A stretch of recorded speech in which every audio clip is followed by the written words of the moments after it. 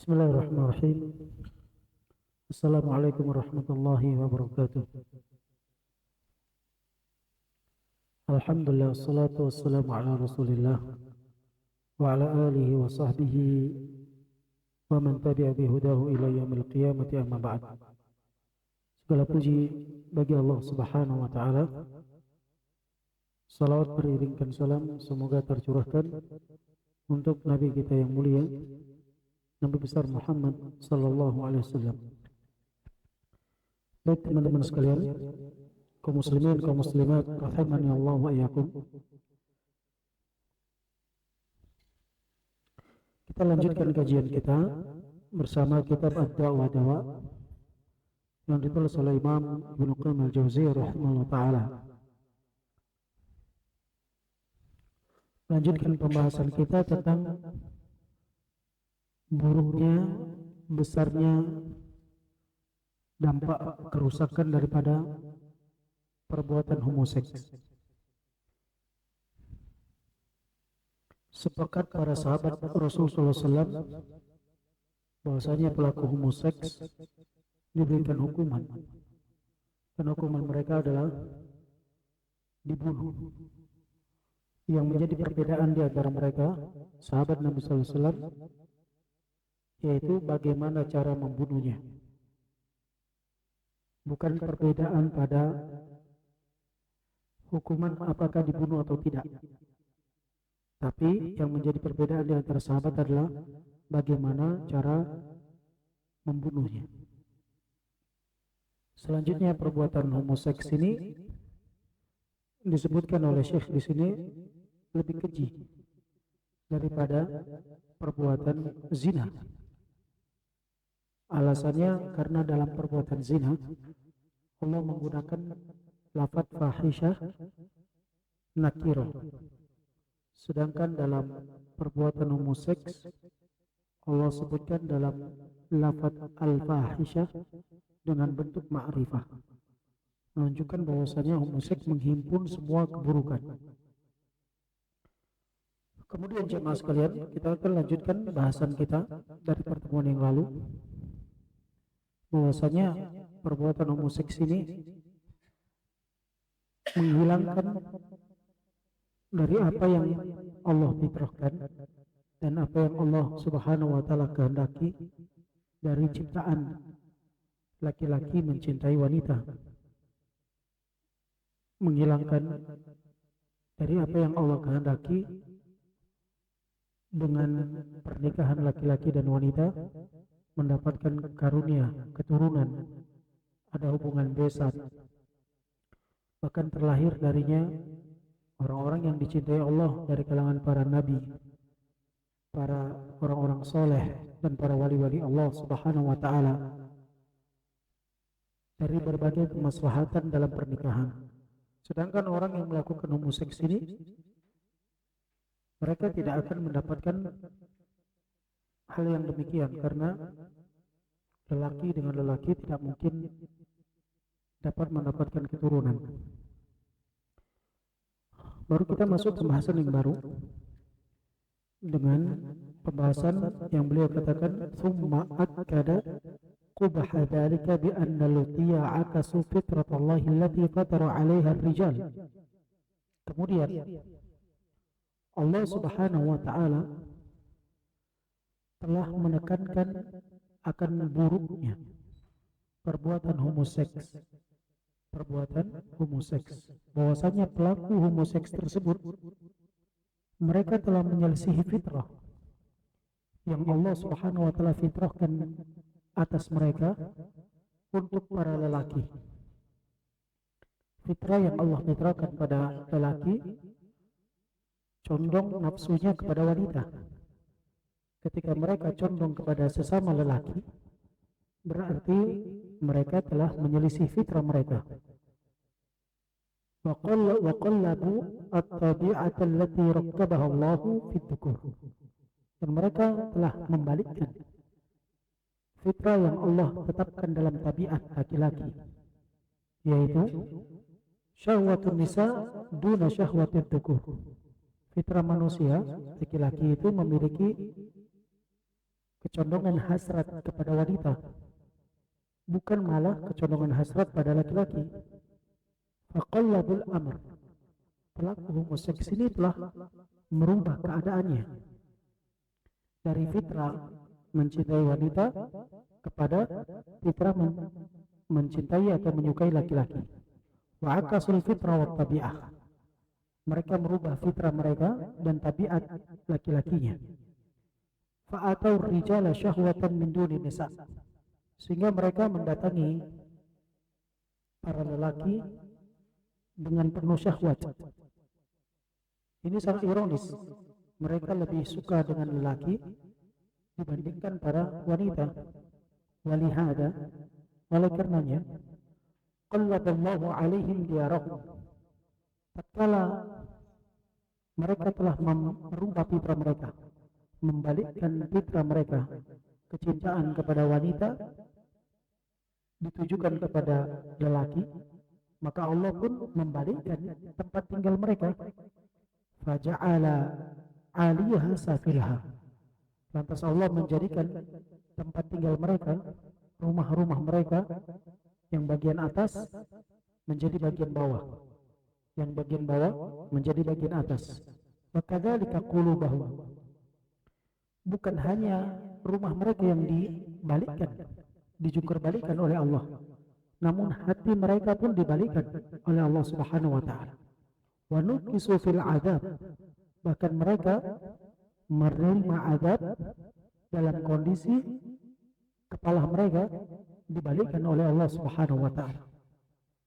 Kita tahu bahwasanya pelaku homoseks itu hukumannya adalah seperti yang disebutkan oleh Abdullah bin Mas'ud, bahwasanya mereka dibunuh tapi dengan cara ditempatkan tempat yang paling tinggi, kemudian dibalik, kepalanya di bawah, kakinya di atas, kemudian dijatuhkan, dilempari batu.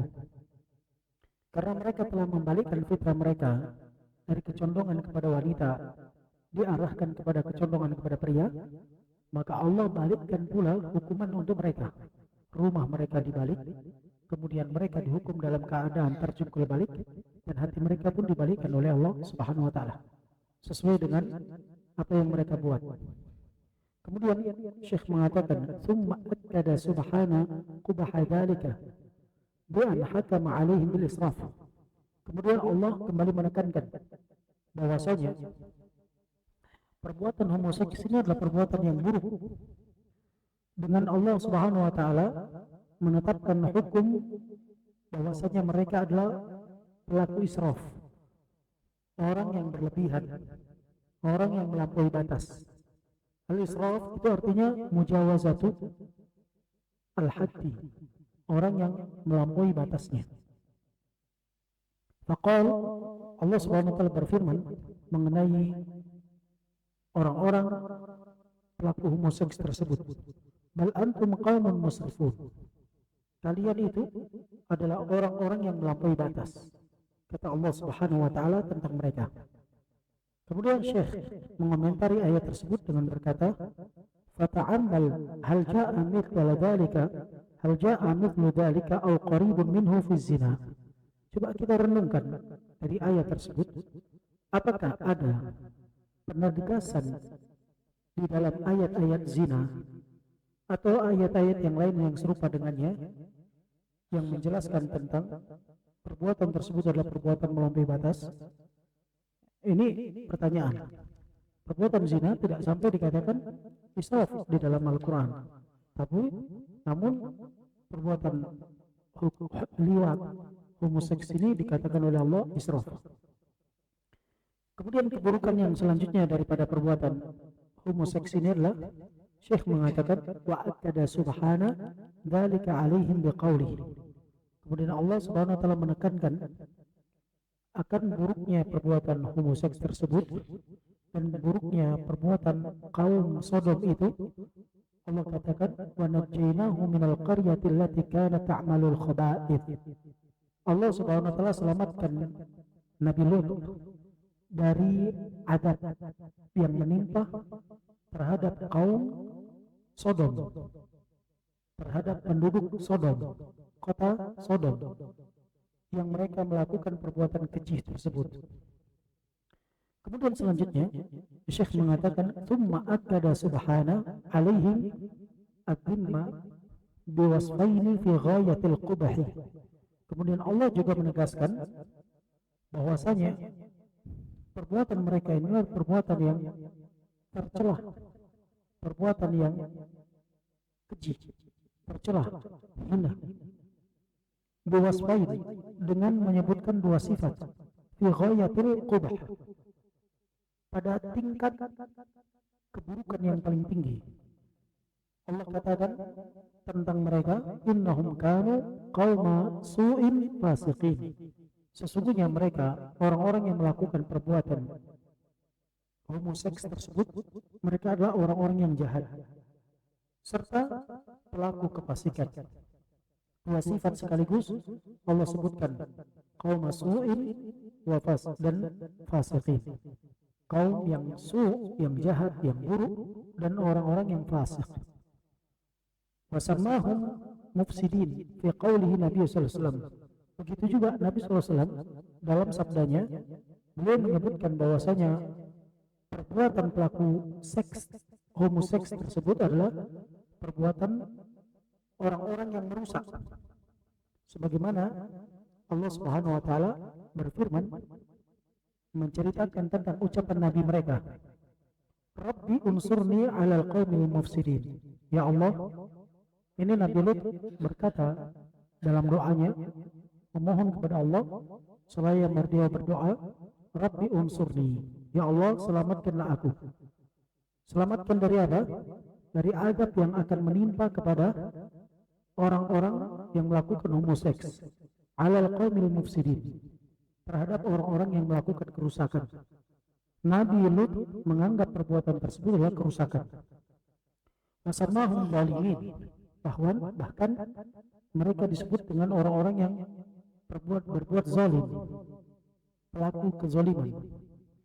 Ya, yang demikian seperti apa yang diucapkan oleh malaikat terhadap Nabi Ibrahim alaihissalam. Ketika para malaikat datang kepada Nabi Ibrahim dalam wujud sosok manusia, mereka datang di malam hari berkunjung ke rumah Nabi Ibrahim alaihissalam.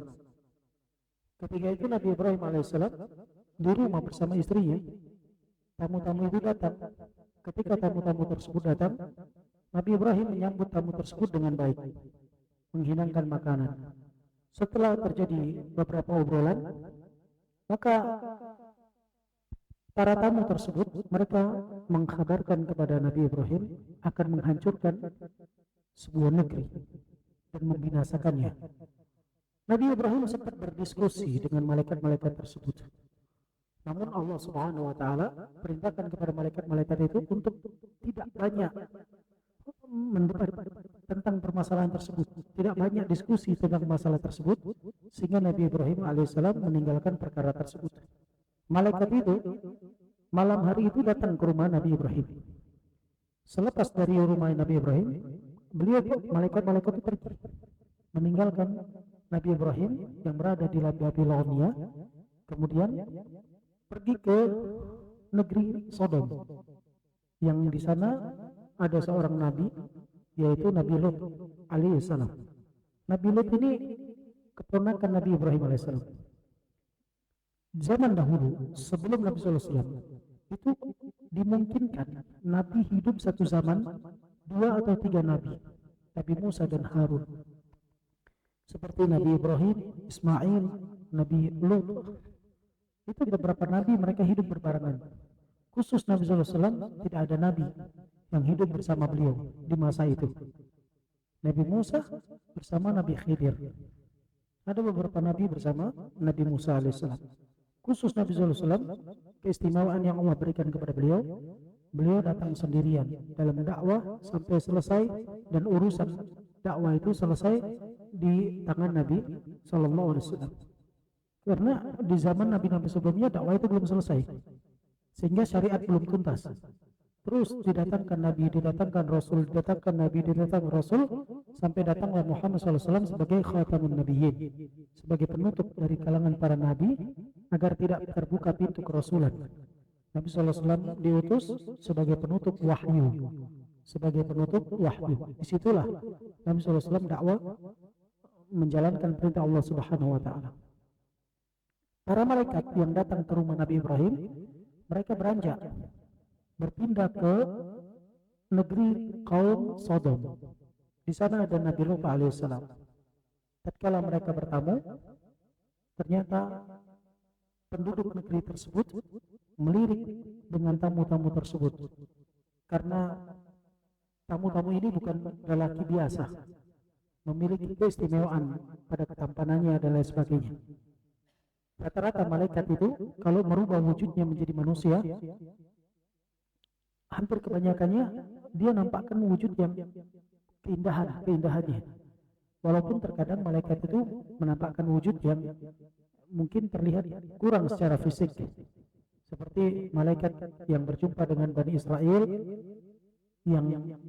yang satu buta, yang satu botak, yang satu miskin. Itu malaikat itu mewujudkan dirinya buta, mewujudkan dirinya botak, mewujudkan dirinya miskin. Namun di zaman Nabi SAW, malaikat Jibril itu mewujudkan wujudnya dengan ketampanan dan keindahan. Ketika Nabi SAW sedang duduk bersama para sahabatnya, datang malaikat tersebut dengan wujud yang sangat indah. Nabi SAW menceritakan, atau Umar bin Khattab menceritakan, syadidu bayadi thiyab, syadidu sawadis sa'ar, la yura alaihi atharus safar, wa la ya'rifu minna ahadun, hatta jalasa ila Rasulullah SAW, dan seterusnya.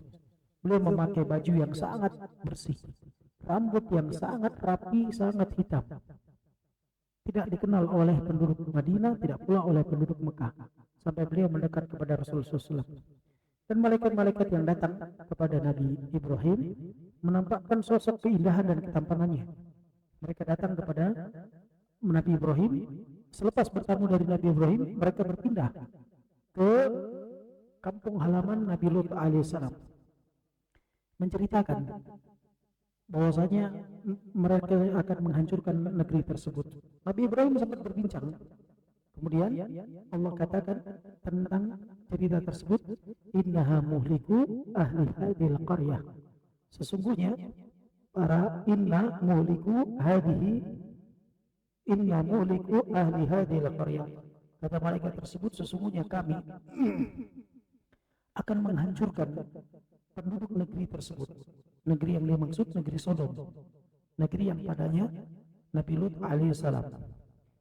Namun Nabi Lut Allah selamatkan, seperti yang tadi disebutkan ayatnya, ayat surah Al-Anbiya ayat 74. Inna ahla kanu zalimin. Malaikat-malaikat tersebut mensifati penduduk negeri tersebut, kaum Sodom tersebut, inna ahlaha kanu zalimin. Sesungguhnya penduduk negeri tersebut mereka adalah orang-orang yang zalim.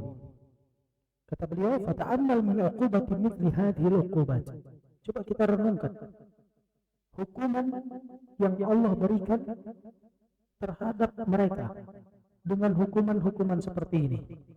Wa man dhammahu Allah bi mithli hadhihi mudammat. Dan sekaligus Allah Subhanahu wa taala hinakan mereka dengan berbagai bentuk celaan dan hinaan. Walamma jadala fihim Khalil Ibrahimul malaikata, tatkala Nabi Ibrahim mendiskusi terhadap para malaikat yang akan menghancurkan penduduk negeri Sodom tersebut, wa qad akhbaruhu bi ihlakihim. Malaikat-malaikat tersebut kabarkan kepada Nabi Ibrahim bahwasanya mereka akan menghancurkan penduduk negeri tersebut. Qila lahu, lantas malaikat itu berkata kepada Nabi Ibrahim, ya Ibrahim, a'rid an hadha. Kamu enggak usah peduli urusan ini. Jangan kamu urusi hal ini. Tinggalkan perbincangan kita ini dalam masalah menghancurkan penduduk negeri tersebut. Innahu qad jaa'a amru rabbik. Karena perintah Tuhanmu sudah datang. Jadi Nabi Ibrahim enggak perlu mendebat lagi, enggak perlu diskusi lagi. Tinggalkan hal ini, karena perintah Tuhanmu sudah datang. Wa innahum atihim adzabu ghairu mardud. Sesungguhnya akan datang kepada mereka azab yang tidak akan tertolak. Azab yang pasti akan menimpa mereka yang tidak mungkin bisa ditolak dengan apapun. Dan ternyata memang terjadi, azab tersebut menimpa mereka. Beliau mengatakan, Syekh mengatakan, wa ta'ammal khubat al-lutiyah. Coba kita perhatikan bagaimana buruknya, bagaimana busuknya perbuatan kaum Sodom ini, perbuatan pelaku homoseks ini. Wa farta tamarrudihim 'ala Allah haitsu ja'u nabiyhim Lutan lamma sami'u bi an qad tarakahu adiyafun. Coba kita renungkan kebusukan pelaku homoseks ini dan bagaimana pembangkangan mereka terhadap Allah Subhanahu wa taala. Tatkala datang para tamu Nabi Ibrahim, Nabi Lut alaihissalam. Tatkala datang para tamu Nabi Lut alaihissalam, kemudian terdengar kedatangan para tamu tersebut di rumah Nabi Lut alaihissalam. Ketika mereka mengetokkan pintu di rumah Nabi Lut alaihissalam, hum min ahsanil bashar suara. Malaikat-malaikat itu tampakkan sosok paling indah dari kalangan lelaki. Antum lihat kisah tentang Nabi Yusuf alaihissalam. Nabi Yusuf alaihissalam itu beliau mau diperkosa. Laki-laki mau diperkosa aja. Ya mungkin. Memang Allah ceritakan Nabi Yusuf mau diperkosa sama wanita yang mengasuhnya sejak kecil sampai dewasa. Wanita permaisuri Mesir tersebut jatuh cinta kepada Yusuf alaihissalam. Dimasukkan di dalam kamar, kemudian dia ingin melakukan sesuatu yang keji, perbuatan zina tersebut. Nabi Yusuf lari, tertangkap oleh wanita tersebut, ditarik bajunya koyak. Dan kisah tersebut tersebar di kalangan wanita-wanita bangsawan Mesir. Ini permaisuri, istri seorang raja, ingin memperkosa anak yang dia asuh sejak kecil. Ini aib besar, memalukan. Karena perkara ini perkara yang memalukan, maka wanita itu ingin menutupi aibnya dengan cara dia mengundang seluruh wanita-wanita bangsawan Mesir.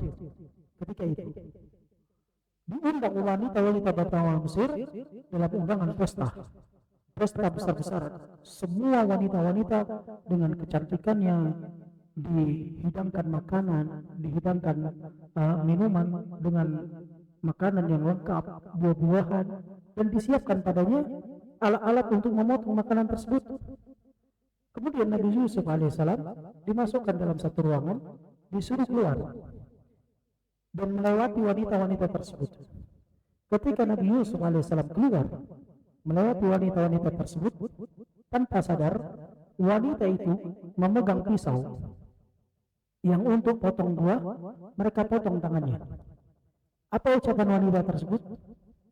Ma hadza basyarun illa malakun karim. Coba, ini menunjukkan malaikat itu indah, jemaah. Ya, saya ingin menceritakan demikian, bahwasanya wanita-wanita bangsawan Mesir tersebut ketika mereka menuduh atau membuat gosip bahwasanya istri raja Mesir melakukan perbuatan keji kepada anak yang dia besarkan, ini kan aib besar. Kemudian dikeluarkan Nabi Yusuf, mereka baru melihat sekali, nggak sering melihat sekali. Mereka potong tangan mereka dan mereka tidak terasa. Terucap dari mulut mereka, ma hadza basyarun illa malakun karim. Ini bukan manusia, ini malaikat. Nah, ucapan yang keluar dari lidah wanita-wanita tersebut, dari mulut wanita tersebut, ini bukan manusia, ini adalah malaikat yang mulia. Subhanallah. Wanita itu langsung mengatakan apa?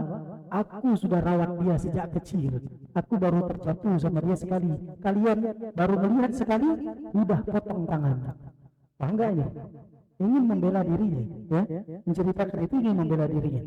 Tapi saksi bahasan kita adalah ucapan wanita-wanita ketika mereka mengatakan ma hadza basyarun illa malakun karim. Ini bukan manusia biasa ini. Ini malaikat nih, menunjukkan bahwasanya malaikat itu indah. Dan malaikat-malaikat yang datang kepada Nabi Lut alaihissalam untuk memberikan ujian dan cobaan kepada kaum Nabi Lut alaihissalam, karena mereka punya fitrah yang terbalik. Laki-laki suka dengan laki-laki.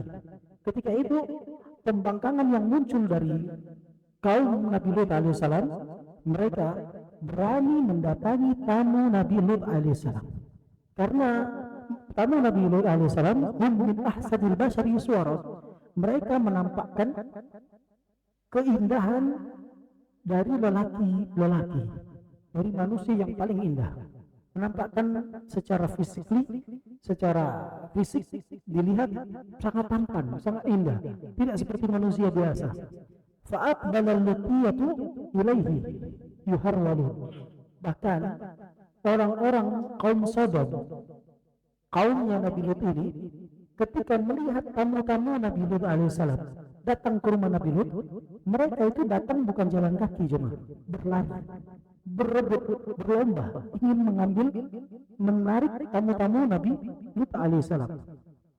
Falamma ra'ahum qala lahum, tatkala Nabi Lut melihat perbuatan kaumnya tersebut, Nabi Lut malu, jemaah.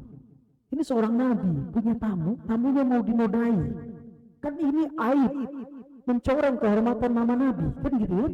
Jadi Nabi Lut alaihissalam ketika melihat perbuatan penduduk kaumnya tersebut, maka Nabi Lut mengatakan, ya qaumi, wahai kaumku, haula'i banati hunna atharu lakum, aku tuh punya putri-putri, ini putri-putriku nih, mereka itu lebih suci untuk kalian, lebih baik untuk kalian. Kalian kalau mau putriku ambil.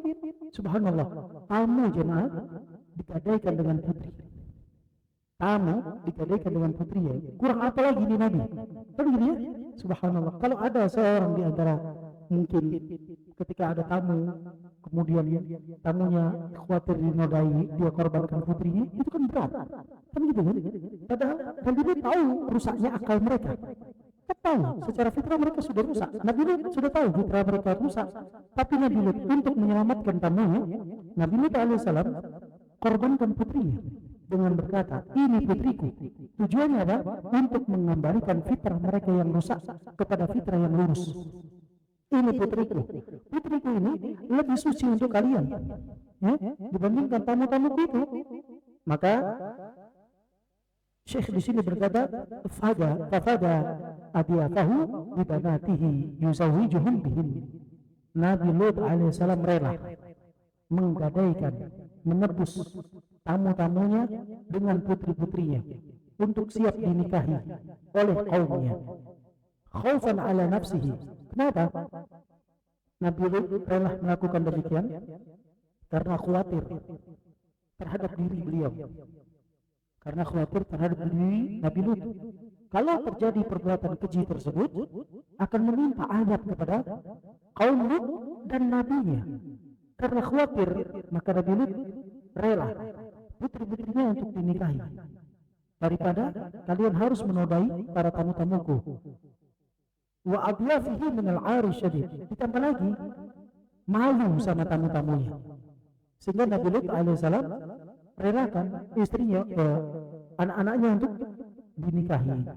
Faqala, lantas Nabi Lut berkata, ya qaumi, wahai kaumku, haula'i banati, mereka adalah putri-putriku, ini putri-putriku, hunna atharu lakum, mereka itu lebih suci untuk kalian, lebih pantas untuk kalian. Fattaqullah, lihat nasihat Nabi kepada umatnya, bertakwalah kalian kepada Allah.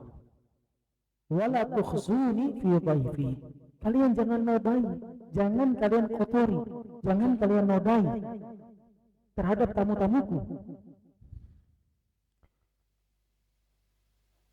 Alaysa minkum rajulun rasyid, bukankah di antara mereka itu, bukankah di antara kalian ada lelaki yang cerdas, maksudnya berada di atas akal yang normal, laki-laki suka dengan wanita.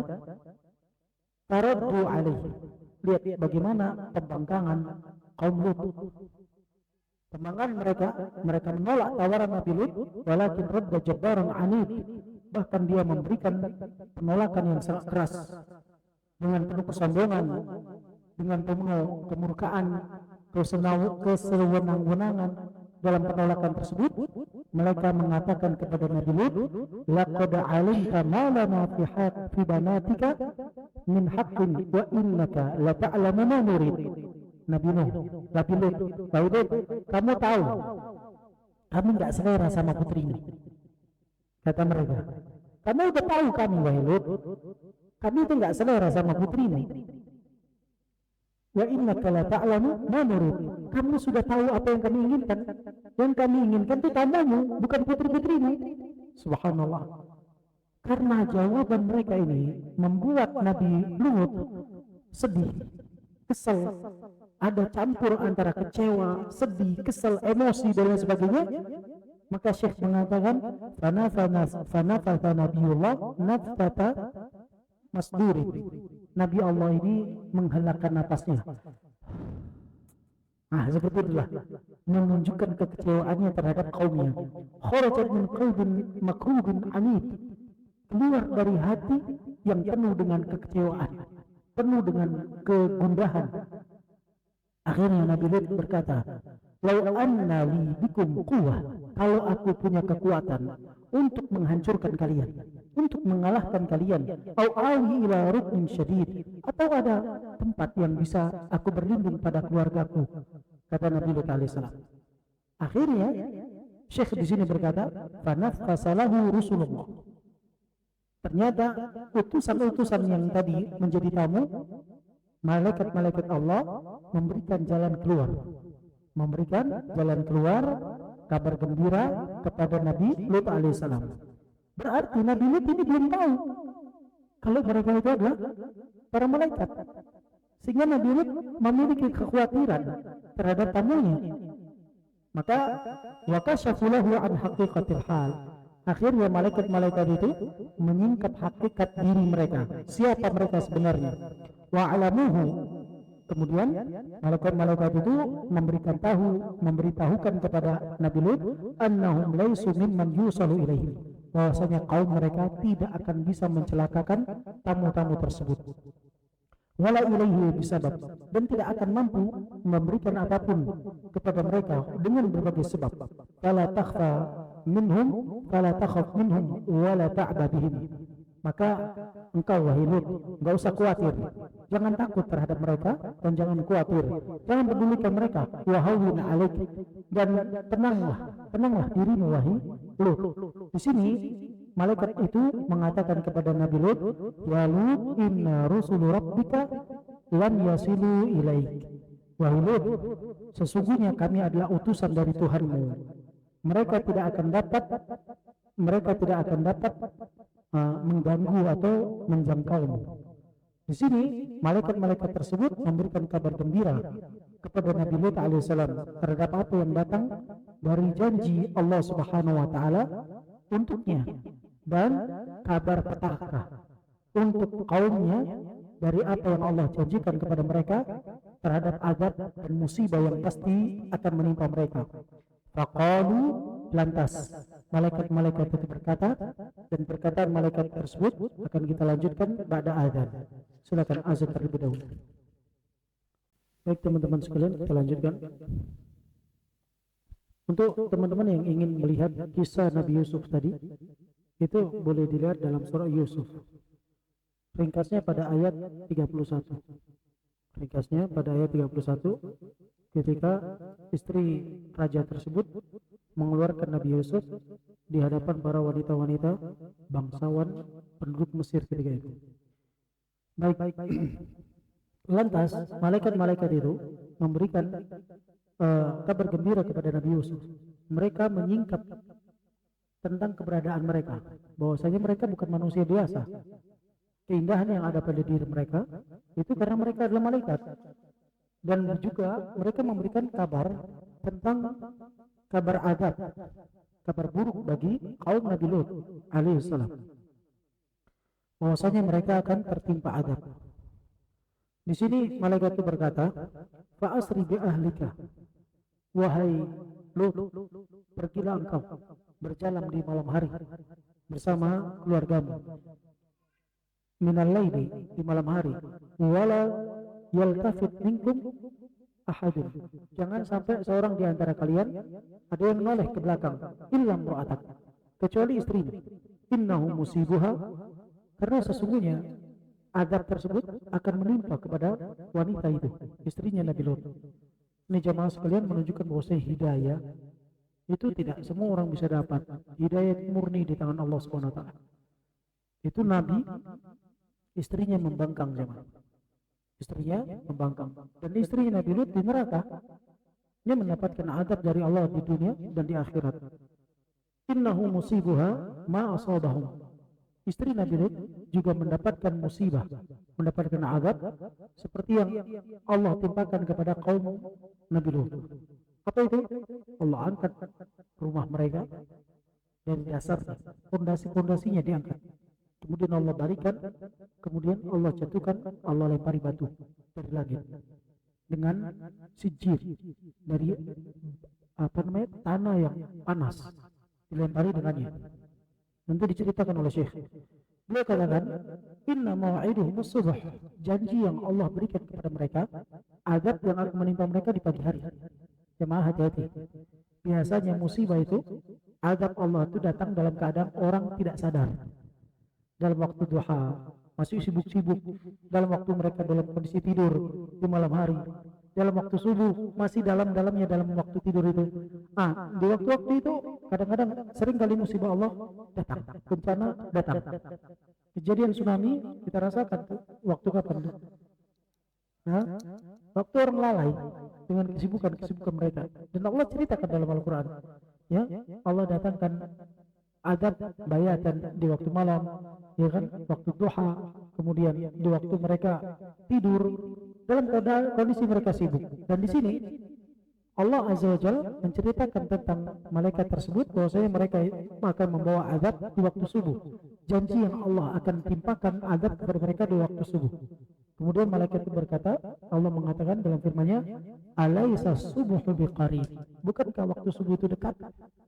Nabi Lut karena sudah kesal dengan kaumnya, menganggap waktu subuh terlalu lama. Dari malam ke subuh lama, kan gitu ya? Terlalu lama. Sehingga Syekh mengatakan, fastabta'a Nabiullah, Nabi Lut menganggap terlalu lama penundaan azab tersebut, mau'idan halakihim, ya, janji untuk menghancurkan mereka. Waqal, sehingga Nabi Lut berkata, uridu a'jala min hada, aku ingin azab itu dipercepat, lebih cepat dari ini. Faqalatil malaikah, maka malaikat menjawab, alaisa subuhu biqarib, bukankah waktu subuh itu dekat? Enggak terasa jemaah, tiba-tiba subuh, azab sudah menimpa. Maka Syekh di sini berkata, wallahi ma kana baina ihlaki a'da'illah wa najati nabiyhi wa awliyaihi illa ma baina as-sahari wa tulu'il fajr. Demi Allah, tidaklah antara azab, antara kehancuran yang Allah berikan terhadap musuh-musuh Allah dengan keselamatan yang Allah berikan terhadap wali-wali Allah, kecuali jarak yang sangat dekat antara waktu sahur dengan terbitnya fajar. Waktu sahur dengan terbitnya fajar sebentar cuma. Kalau kita lihat waktu sahurnya Nabi SAW itu dengan terbitnya fajar, di dalam hadis yang diriwayatkan oleh Bilal bin Rabah, 50 ayat. 50 ayat itu berapa menit? Rata-rata 15 menit. Rata-rata 15 menit. Jaraknya seperti itu aja. Tiba-tiba azab sudah menimpanya.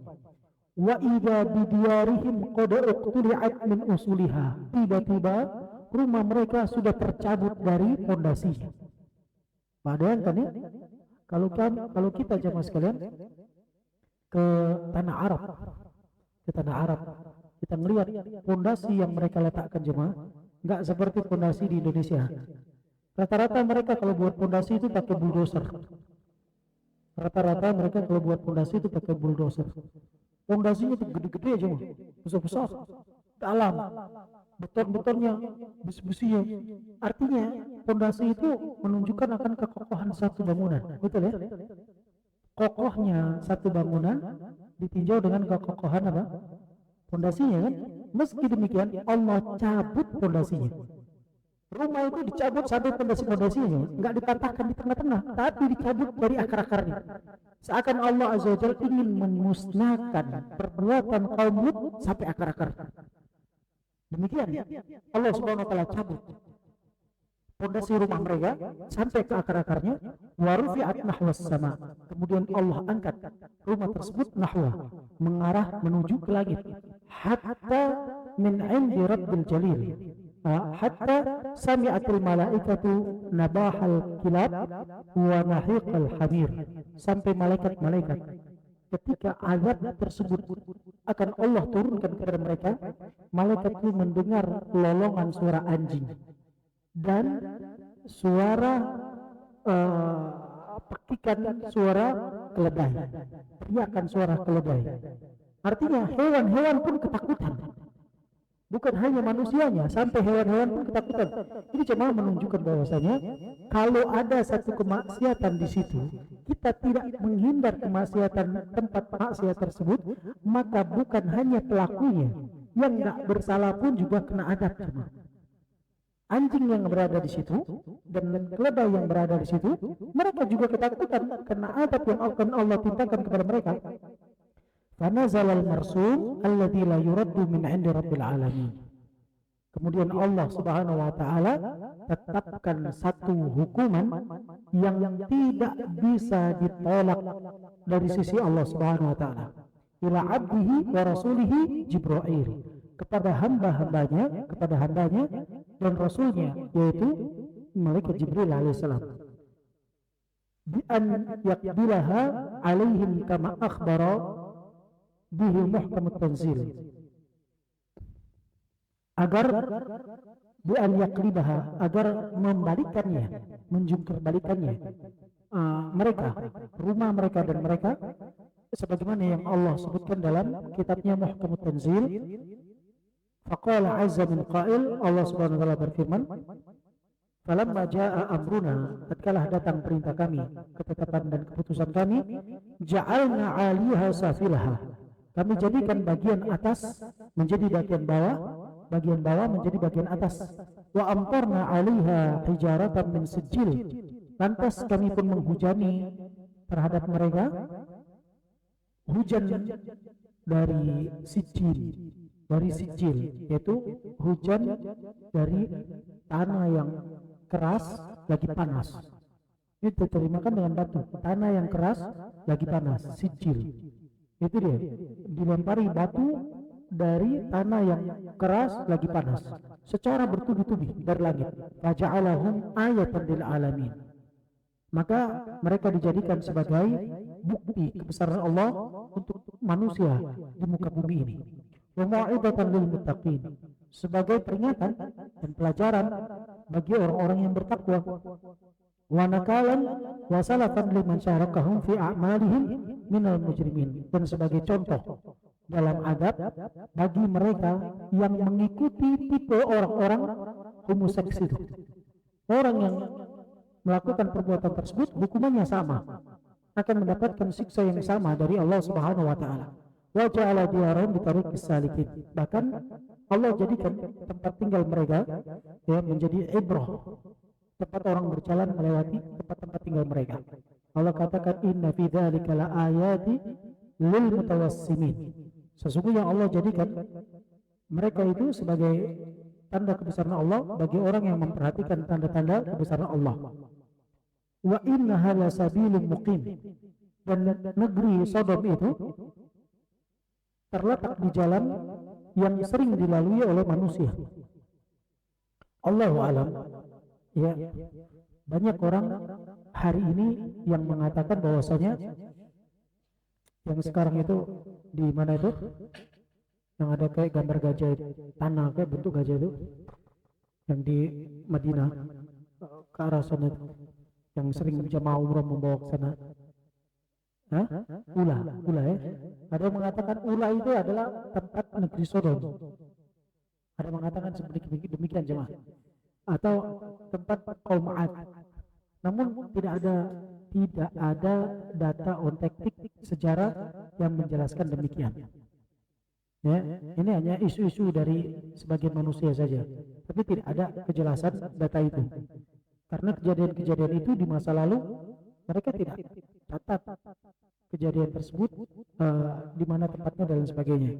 Maka kisah itu Allah alam apakah sampai sekarang tempatnya di mana, Allahu alam bisawab. Tapi Allah Subhanahu wa taala jadikan tempat itu sebagai pelajaran bagi orang-orang di masa itu yang melewati tempat tersebut. Inna fi dzalika la ayatan lil mu'minin. Sesungguhnya yang demikian sebagai tempat, sebagai tanda kebesaran bagi orang-orang, sebagai tanda kekuasaan Allah terhadap orang-orang yang beriman. Kemudian Syekh mengatakan akhadahum ala ghiratin wa hum naimun. Lihat, Allah Subhanahu wa taala mengadab mereka dalam kondisi mereka tidur, jemaah. Enggak terbayang bagi kita bagaimana dahsyatnya.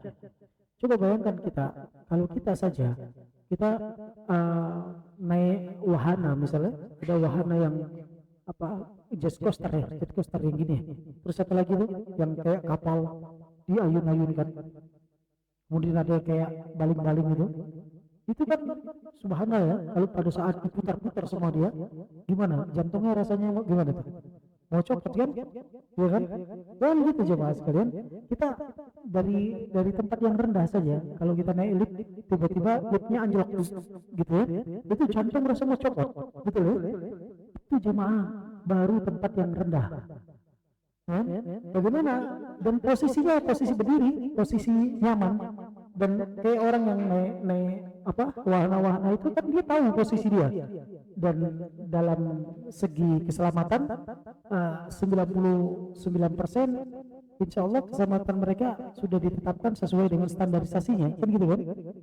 Dan mereka tahu itu, insya Allah mereka selamat dengan izin Allah. Tapi begitu sampai di atas diputar, dibaling-balingkan. Nah, mereka senyum-senyum, ketawa-ketawa, atau berteriak dengan rasa takut. Ada rasa cemas, rasa takutnya. Tapi karena dia tahu ini adalah permainan, maka dia merasa seru. Tapi ada rasa takutnya. Betul kan? Nah, bagaimana kondisinya ketika mereka ini, kaum Lut, diangkat oleh Allah. Bukan dengan jet coaster, rumahnya, fondasinya diangkat. Udah gitu, dibalik lagi. Kemudian dijatuhkan, dilempari batu. Ini sangat berat, ya. Dalam kondisi mereka tidur, mereka nggak tahu jemaah, tiba-tiba diangkat rumahnya, kaget mereka. Subhanallah. Wa aja'ahum ba'suhu wa hum fi sakratihim ya'mahun. Mereka, Allah Subhanahu wa taala datangkan azab untuk mereka sementara mereka dalam keadaan mabuk mereka. Dalam keadaan mereka terombang-ambing. Fama aghna anhum ma kanu yaksibun. Enggak akan bermanfaat dari apa yang mereka usahakan. Faqulibatil kalladzatu alama. Kelezatan yang pernah mereka nikmati dari nikmat yang semu yang mereka lebih mendahulukan birahi mereka, laki-laki dengan laki-laki, itu berubah menjadi kepedihan, fa'asbahu biha yu'adzabun. Akibatnya dengan perbuatan yang mereka lakukan tersebut mereka mendapatkan azab. Ini sebenarnya sedikit lagi, tapi waktunya nggak cukup. Apa mau dibaca terjemahan saja? Atau kita lanjutkan sedikit lagi? Ini sedikit lagi. Ya, hampir jam 8 ya. 5 menit lagi insyaallah.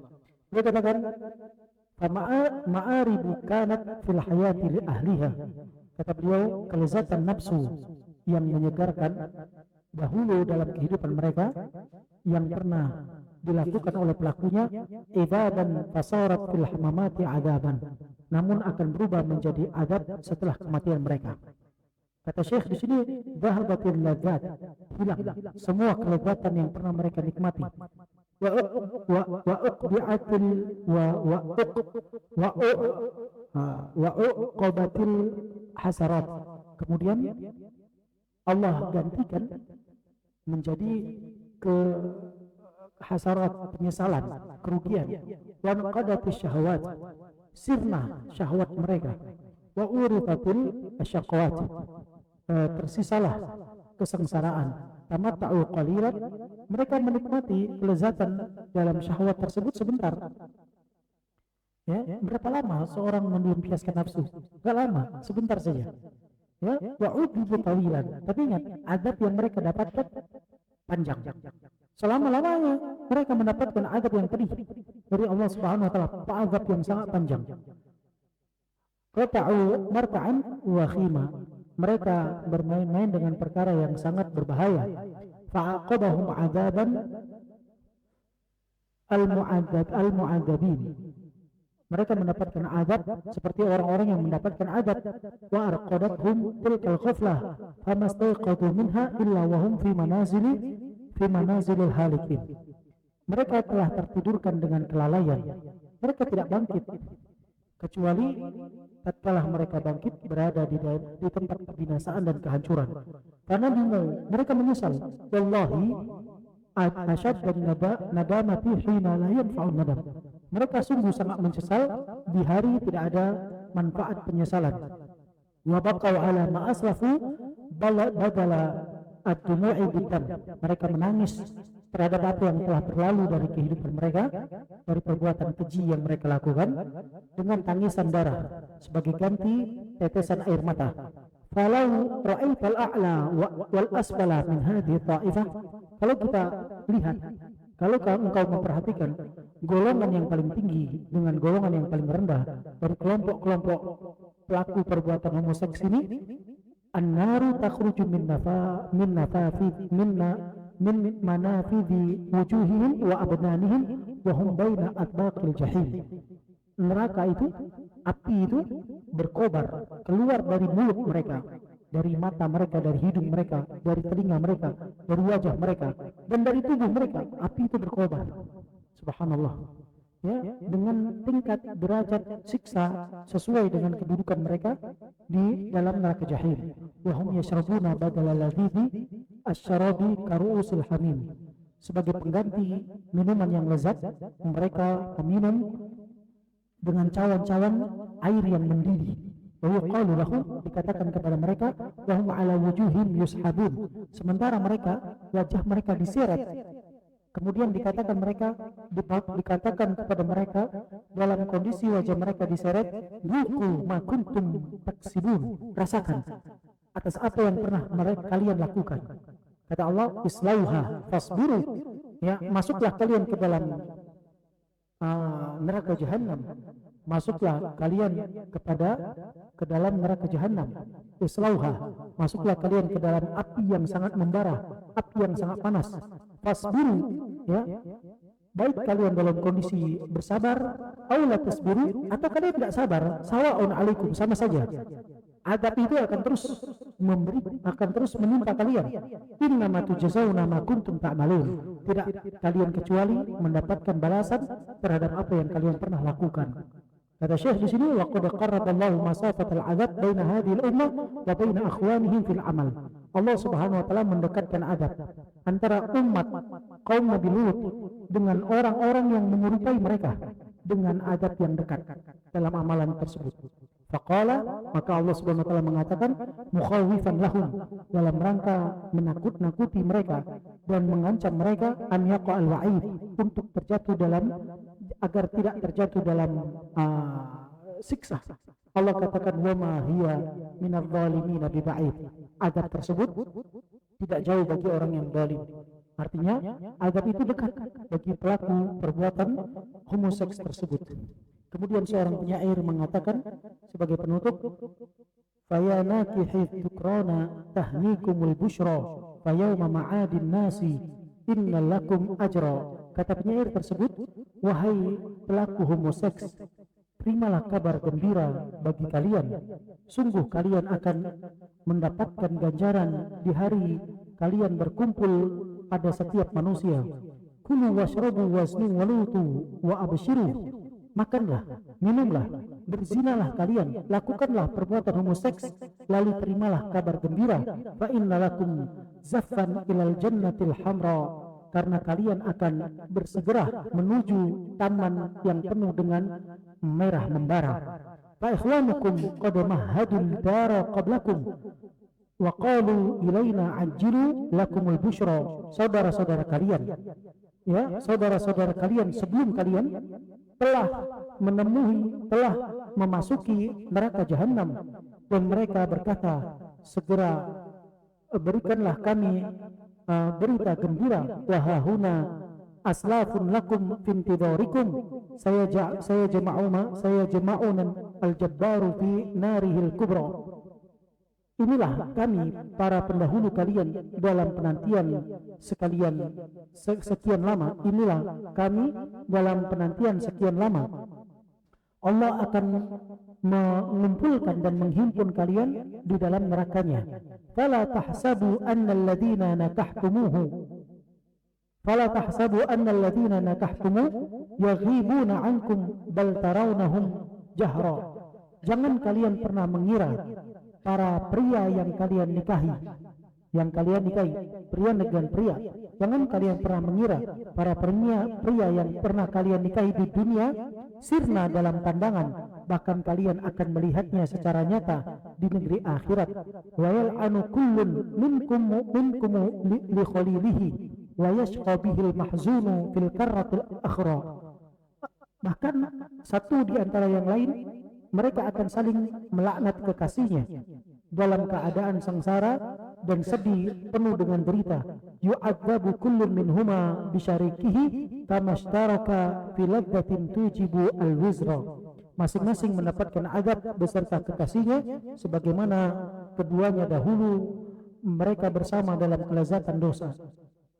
Maksud daripada syair ini jemaah sekalian, kabar gembira yang diinginkan adalah untuk mengejek.